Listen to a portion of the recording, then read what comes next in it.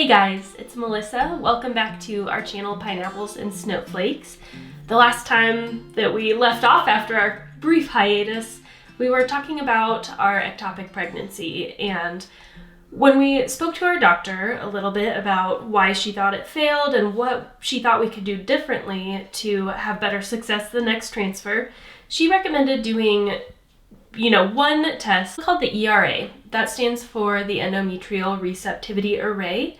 And this is a test where they go in and they take a biopsy from your endometrial lining, and then they send it in and they're going to test and see if you have enough progesterone in your body. And it's important, everybody kind of starts with a standard 5 days of progesterone injections, and that is correct for most people, but there are a portion of people that require more or less progesterone for their uterus to be at the absolute best peak window of receptivity at the time of transfer. So that was one thing she wanted to try. And the other thing, it was the same biopsy. We're going to do it at the same time. But when she goes in, she's going to send that sample into their in-house pathology center.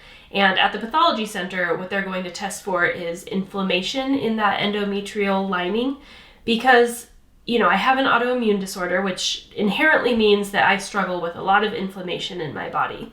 And when you have inflammation, it means that technically your body could be attacking the embryo. If it's perceiving it as something unknown and your body doesn't know what to do with it, it could be that it's killing off the embryo or making it inhospitable for the embryo to implant and grow correctly. So we're going to go in, we're going to have that done. It's a mock cycle, so you do everything the exact same way that you would if you were going in for your frozen embryo transfer. It's just that on the same day that you would have your transfer, instead you go in and they just take a biopsy of the lining and see how everything is. So I'm going to intersperse a few videos here of me going in for my lining check, of us getting the procedure done, of waiting for the results. And then at the end, I'm going to come back and I'm going to talk about what our results were and how that is going to affect our next transfer. Hey guys, it's Melissa, and it is a beautiful sunny day in Kansas City here today. It's Friday, thank goodness that we made it, survived another week. And I am just leaving work for a little bit because I have to go to the doctor's office for my lining check for my mock cycle. I'm going to be really curious and interested to see how that turns out, because the last time for my actual embryo transfer, I did all that home stuff that they tell you to do to increase the thickness of your lining, so I went ahead and did I ate pineapple core, and I drank pomegranate juice, and I drank bone broth, which was so gross, and I did these castor oil packs with a heating pad, and it was thick enough, but this time I just couldn't be bothered. I didn't do any of that, and so I'm just a little worried that will somehow mean that the lining isn't where it should be, but it will be so interesting if it is, because that would save me a lot of pounding back the pomegranate juice and bone broth, just to hopefully have a thicker lining. So I'm headed there now. I will check in and let you know how it goes here shortly. So that appointment did not go quite as I expected. Apparently they have this new policy that the techs can't give you any information about your ultrasounds until the doctor reviews it, and then they'll tell you. So, she made a comment that things looked good, so I assume we're all good to go, and that I'll be able to do my biopsy next Friday as expected. But it wasn't that way last time I was there, so kind of a bummer. I was hoping for a little more instant gratification than that. But I will definitely let you guys know once I hear back and get those results. They're supposed to be uploading them to my patient portal as soon as my doctor has a chance to look at it. So, fingers crossed. All right, well, I got some good news. I heard back from my doctor's office, and everything's great. One really interesting thing, though, is that my lining actually was less thick this time. Last time it was about a 9 millimeter thickness, and this time it was only 7. So maybe all that stuff really did make a difference with the bone broth and pomegranate juice and pineapple. So take that with a grain of salt, but at least it's thick enough that we can continue on. So next week I will be having my biopsy done and figuring out if I have a normal window of receptivity. And once we have that information, we can kind of look into moving forward on our next transfer. So really exciting. That was good news to hear on a Friday afternoon. And now I actually have a friend who's going to be coming into town. And so I'm going to go do some grocery shopping and get ready for her arrival and just do some celebrating on the inside. All right, guys, different day, same video. I was talking about going in for my lining check for my ERA, and now the day has arrived for the actual ERA biopsy. So I'm feeling a little nervous because when I had my hysteroscopy, they put me completely under anesthesia, and for this one, nothing. I just took some ibuprofen, and that's all the pain management I have. So it must be a lot less of a procedure. Yeah, but I just really don't know what to expect. So hopefully it won't hurt too much. So just hoping for some answers from this, and so should be pretty quick, but we'll check in after it's done, let you know how it goes. Yeah, we better get in there. Yep. All right, so ERA is done. It was super quick. We were probably only in the building for 20 to 25 minutes, and the actual biopsy was from the ultrasound to the biopsy being done was probably 30 seconds. So it's pretty uncomfortable, but it wasn't super painful. It's kind of like a really pinchy, crampy feeling, and then I'm definitely having some cramps now, and they said that'll probably continue over the next couple of days, but she did get enough for the 2 samples, and we're gonna learn a lot. Yeah. See what's what. Hopefully we get a lot of info from that, so we'll check back in with the results at some point. So, I dropped my phone. Bye, guys.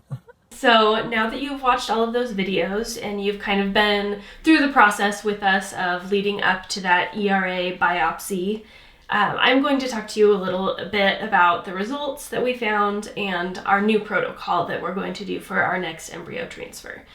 So when it came back, the really excellent news was that the pathology lab did not see any inflammation. So there was no sign that that was the problem and that my autoimmune disorder is part of what's causing the issue here.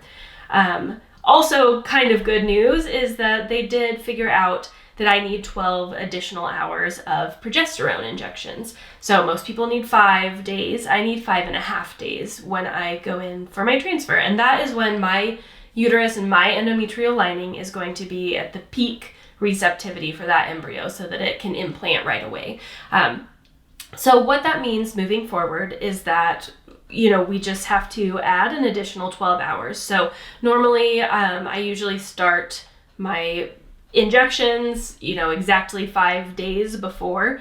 And so now we'll just be adding a morning shot in addition to the evening shots that we have to do when we're getting ready for our embryo transfer. So it's not a huge adjustment, and I'm super excited moving forward that this should increase our odds of transfer. And if there's anybody else out there who just really wants the absolute best odds that they can get before their transfer, it doesn't necessarily hurt to just go ahead and do an ERA. It is making sure that, everything is optimal and that you're going in there with the best chance that you can. And I think it's, you get asked so much when you're going through infertility treatments and things, well, what can I do that would increase my odds? And it seems like most everything is just kind of an old wives' tale, or it's anecdotal. The ERA is one of the few things that I think I could recommend that actually could make a difference for you. If your window of receptivity is different than standard, then your odds of having an embryo implant at the correct time is lower. and you're much more likely to have a successful transfer if you know how many hours of progesterone you need and you're giving your body that many hours. So I would recommend that, and I'm very glad that we know that moving forward. It's kind of a bummer because I just keep wondering if we'd have gone ahead and done the ERA before our transfer, would our odds have been different? Would that embryo have implanted in my uterus instead of in my fallopian tube? And, for all I know, I could be, several months pregnant by the time we had done the ERA. So, I'm going to just try not to look back and dwell on that because we have more information going forward, and more information is always good. I want to talk a little bit about the financial aspect of doing an endometrial receptivity array because everybody's going to be curious about how much it costs. So through my clinic, everything that they do is billed to insurance leading right up to taking the biopsy and sending it out. So the only thing we had to pay out of pocket was meds, which we always have to pay, whether it's for the mock cycle or the actual transfer. And our insurance covers that, so it's probably close to $100 for all of the meds that we need for the mock cycle. And then the actual iGenomics test, the ERA test, is $900. So that's what we paid out of pocket for that. And that's pretty much never covered by insurance. So if you're going to do this, expect to pay, it's either $850 or $900. So that's what you're looking at cost-wise. Time-wise, it takes exactly the same length of time as it does for a normal transfer. So you're only looking at a few weeks to a month that it delays you. And we chose not to do this, but my doctor did say that the second you finish the ERA, you can start your cycle right over again. You don't even need to wait for the results because by the time it comes for you to have to start doing the progesterone injections for your transfer, you would have the results by then. So it actually doesn't delay you any more than that. You don't have to recover or recuperate, wait for your uterus to heal. You can just immediately go. And so it doesn't delay you all that much either, which I think is really good because when you've waited so long to be a parent, I think that sometimes any delay feels like very devastating, or it can just feel really difficult to have to wait. So I definitely would recommend this for someone, especially if you've had recurrent losses or issues with your embryo not implanting in the correct place. My doctor really said that if you have an ectopic pregnancy, there's a good chance you have a different window of receptivity because that embryo didn't implant. It kept moving around and floating around and looking for somewhere to snuggle in. So I do recommend it. I'm very excited with our results, and we'll just see how this changes moving forward and if we have success after this. So thank you very much. I hope you learned a lot in this video, and I really hope that if this is something you'd be interested in, that you can talk to your doctor about it and maybe you'll have some more success too. So thanks for tuning in.